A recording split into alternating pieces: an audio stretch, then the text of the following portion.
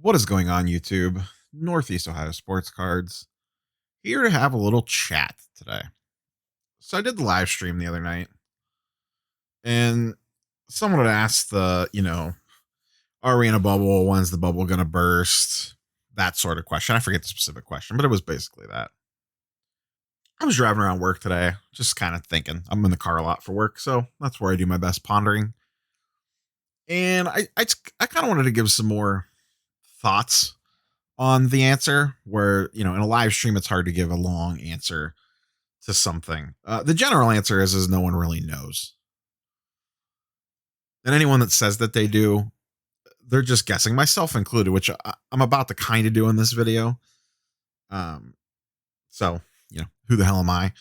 But the question was rattling around my brain all day. And, I started working through some things and started thinking about some things. So I have some general thoughts. So that's what we're going to talk about today. So just a little chat. No real charts and graphs and stuff. Just a little chitty chat. So YouTube stuff down below. Like, comment, sub. You guys know the drill. Smash the like button. Share the video with a friend. Whatever. So let's get into it. So do I think we're in a bubble? Whatever. I don't know. Like I said, nobody does. What I do know is, or what I do think, I shouldn't say no, because like I said, no one really knows. I do think there's some cracks in the foundation, if that makes sense. I feel like right now, the sports card market is heading down the path of death by 1,000 paper cuts.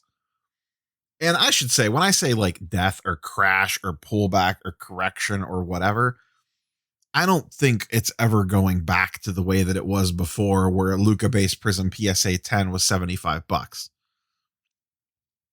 But I don't know that a Luka base Prism 10 is going to be 2,500 like it almost was for a hot minute last summer. I do think, the more I think about it, that last summer was the peak of the craziness, right at the beginning of the NBA playoffs and right in the run up to football. I think that might be a high water mark for a while. And like I said, is the market going to crash? Sure, it's probably going to pull back at some point in time, but pull back to what is the question? Vegas Dave was spouting off a few weeks ago about the market's going to crash in 3 years. Well, sure, 3 years from now it could crash, but what is it crashing from and what is it crashing to? If it goes up another 1,000% and then crashes in half, from today's standard, you're still up. But I don't think we're ever going back to the days of 2018 where stuff was that cheap. So I do believe that the card market is here to stay. I just don't know that it's going to be as spicy as it once was. And I do think like the high pop count Prism stuff, I do believe that's going to matter. That's why I've been talking more and more about Select and Optic and Parallels and things of that nature. Is Prism going to be popular? Yes, always. Is Prism going to be liquid? Yes, always. Is it still going to be the go-to rookie? Maybe. Is it going to be the one that the smart savvy person's going to want? I don't think so. But if you're just looking to flip a move or whatever, I think it's still going to be fine. So I mentioned earlier, like the cracks in the foundation type death by 1,000 paper cuts thing. What do I mean by that? You're just starting to see a lot of things kind of pick away at whatever meat is left on the bone. So, you have Panini raising prices all the time on sealed products. So you have that, which has been going on for a while. You have, eBay increasing their fees. We have the new 1099 reporting standards, which aren't really new per se, but is going to cause a lot more people to get 1099s. And that's going to annoy some people, and that's going to nip at some people's heels, and that's going to cause a few people to leave. You have the difficulty in actually finding product at a retail level. People on Facebook yelling about the kids and all that stuff. So there's that angle going on. Do Target and Walmart even continue to carry retail by next year? Do they still want to deal with this stuff? And you're seeing crackdowns on that and what a mess that stuff is. The rise of NFTs and digital collectibles. I think Top Shot has honestly taken, as much as, I don't necessarily understand it. And I think it's just a bunch of free money if you could get packs. And I'm not looking to invest in it long term. But I don't think you can deny that when the money should have been flowing back from the GOATs, like as the LeBron, Kobe Jordan price spikes started coming back and the money should have been going back into the modern market. The modern market really didn't pick back up again when it comes to NBA, but that's around the same time that Top Shot went nuts. So I really think Top Shot stole a lot of the momentum, and I think NFTs in general are going to continue to do that. You have other emerging markets, non-sports trading cards are picking up. That's going to steal a little bit of money. The comic book market's going nuts. That's going to steal some money. Like other collectible markets, people are starting to branch out into now to diversify. And I don't think it's any one thing. Like, I don't think you can put your finger on one thing and say, yep, that second one on the list, that's the one. I don't think it's going to be like that. It's the combination of all these things just nipping at you. This thing coming from the left, this thing coming from the right, this little cut coming from here, this little place from here. And we don't know what else is going to be coming down the line. I'm sure there's going to be other things. Increased. Oh, that's the big one that I missed. Grading. Card grading is not fun right now. The prices have increased astronomically, which I get. They're trying to slow down submissions because they can't keep up. Everyone's super far behind or brand new and not trusted yet, or has caps on submissions, or isn't liquid, or has scandals going on, whatever. As we like to say around here, they all suck. But they all drastically increase the value of our cards. So, we're all kind of forced into them for the most part, unless you just want to deal with raw stuff, but then it really just feels like you're leaving money on the table. So like that, I think, has also cut the wind out of the sails a little bit. People aren't going to be as excited to send stuff in the PSA to get graded at $100 a card now. They're going to send it bulk and, hope it comes back in a decent amount of time, or they're going to try out one of these new kids and see what happens. And who knows if something hits one of them. HGA, we really don't know anything about yet. CSG could just as easily get super backed up like SGC did. SGC is still not really that liquid. BGS is a whole host of problems. And, PSA is still the king. Will they be? Who knows? Probably. But, their prices are going through the roof to grade with them. So I don't think it's one particular thing you could choose from that list. It's all of the above are going to cause the cracks in the foundation, as I mentioned before. Each one of those things is a different crack. Each one of those individual things pisses off someone each day. And that's one less person that's like, you know what? And I know you see the angry Facebook posts all the time. People are like, I'm out. And like how many of those people are really out? Probably not that many, but some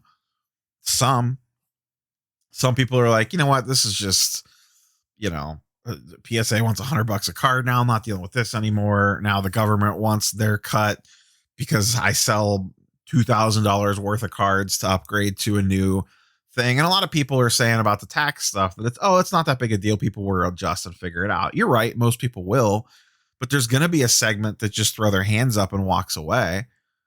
And I don't think it's a good idea to take the attitude of like, well, bye, see you guys. That's less buyers and sellers in the market. And every time things shrink just a little bit, it ripples out to the whole market. We talked about it in the tax video. All these different things have little micro effects that send out ripples, and you don't really know where those are going to go or where those are going to end up. Also in that video, I kind of talked about, the entire card market. Think of it like an ecosystem. It's a planet. It's a living, breathing thing. And if you muck with something on the other side of the planet, it could seem insignificant, but it could cause effects that you didn't even think about. I mentioned in the tax video again about, does this hurt small time breakers?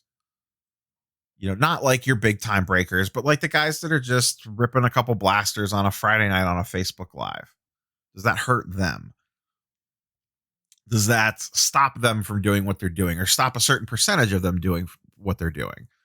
And what are the ripple effects of that? Does it take 3% of collectors, investors / whatever and say, nope, Not worth it anymore. Not dealing with it with this eBay nonsense. And then, you lose 2% because of the PSA price increases, or because greedy Paninis just keeps raising the prices and printing stuff into the ground. I'm out. Those all add up. And I don't think it's going to happen anytime soon, but I do think we're going to see a pullback at some point in time. That's not like breaking any crazy news there. So the other thing I talked about in the live stream that I got on a little segment about was, if you haven't yet, you should really be trying to get yourself into the black. So start, as you sell stuff, instead of just taking all the profits and putting it back in the cards, start pulling stuff aside to pay yourself back with. Only use card money to buy cards, etc. That's the way that I like to approach it. I'm very risk adverse when it comes to this stuff, for the most, as much as you can be when you're dealing with guys that could blow out a knee on any given play. So I like to protect myself as much as possible. And as I mentioned in that video, I've now gotten to the point where I only use card money to buy cards, and I've essentially paid myself back from my initial quote unquote investment, if you will. And I would encourage all of you guys to do the same if you're not there already. Hopefully most of you are, and you're well into the black, and you're making money for yourself to do whatever you want with, and also setting money aside to reinvest back into the card market. Because at some point in time, this carousel is going to stop, or at least slow down. The music's going to change at some point, and maybe it already is starting to, but nobody knows when, and no one's really necessarily going to know why. Most likely it's just going to kind of happen one day. The other thing I forgot to mention earlier when we were running off lists of things is, God willing, the pandemic is beginning to hopefully come to a close if no crazy variants pop out. And most of the country is getting vaccinated now, or have had it. And hopefully by the end of summer, things are back to, or middle of summer even, a state of normalcy.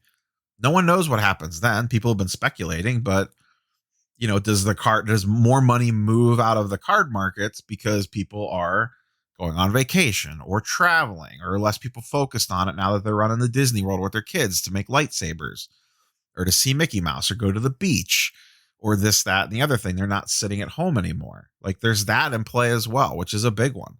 No one knows. No one has any idea. Now, the card market was going strong before the pandemic happened. Things were already trending in a certain direction. And then, last March, things went nuclear in the card market. There was a slight pullback for a minute, right when the first NBA game got canceled, when Rudy Gobert touched all the microphones. And then it immediately went to the moon from late March to all the way to early August, mid-August. It was just new price high set every day for like Luka, Prism, this, that, the other thing, Zion, Ja, etc. They just kept going up and up and up and up. So we'll see what happens. Like I said, there's a laundry list of things that are nickeling and diming us to death. And I mean that figuratively, not literally, but in some cases, literally as well.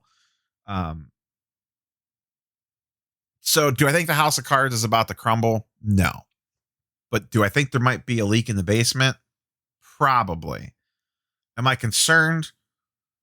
A little. That's personally why I've been diversifying into other collectible markets, like putting some money in the comic books, trying to downsize some of my collection into more stable players like Luka, and trying to get into some LeBron stuff and things like that. And Ja, and like players that I truly believe in, of the ultra modern guys, which is a very short list, and get away from, and I don't spec a lot, but like the spec based plays, and more get in and get out. Like I talked about, buy football now, hold it for just a couple months, and then sell it before the season even starts. Because the trends have shown that the markets really pull back once play actually starts, as silly as that sounds. So, but that's my big takeaways are, I do think that there's some cracks in the foundation of the card market. I don't think it's going to go all the way back to the 2018 times when stuff was super cheap. I think it's probably going to settle somewhere in the middle, and maybe that's around now's prices. Maybe we're in it right now. This is the new norm. Everyone's holding their breath waiting for like ultra modern basketball to go back up. Maybe it's not. Maybe it is. I could look like an idiot when, LaMelo Prism PSA 10s are selling for $2,000 or something stupid. Or the NBA playoffs roll around in a couple months and then everything goes to the moon. Who knows? Who knows? But I do see some concerning things coming down the line. And this could be a year, 2 years from now, with the tax changes, the price increases. If nothing else, it is going to be harder you're going to have to work a little bit harder and a little bit smarter to make the same amount of money profit wise that you were before on a card. You're already, if you're selling eBay, 13% there. Okay. Now you got to manage your books so Uncle Sam doesn't come in and, tax all of your profits. So you got to keep track of all that stuff. So you're only paying taxes on what you actually made, not all your sales. PSA is getting a bigger piece of the pie now. So that makes your margins on flipping graded stuff, if you're doing raw to grade, a little bit trickier. So let me know your guys' thoughts down below. Am I crazy? Am I on to something? Am I being unrealistic about this? Am I being realistic about this? And is there something that you think that I missed in regards to not necessarily going to cause the downfall, but like the crack in the foundation, to use that descriptor, if you will, of these little micro issues that keep compiling that may eventually cause some rot. But that's all I got for you guys. Like, comment, subscribe. Don't forget my challenge to you. If you're not, position yourself that if the merry-go-round stops tomorrow and the music is not playing anymore and the whole thing goes belly up, you could look back and go, man, what a wild ride that was. I didn't lose any money. I definitely made some money, had some good times, met some people, whatever. Try to get yourself to that point if you are not there already. Hopefully most of you are. But if you're not, get there. That's all I got for you guys. Peace.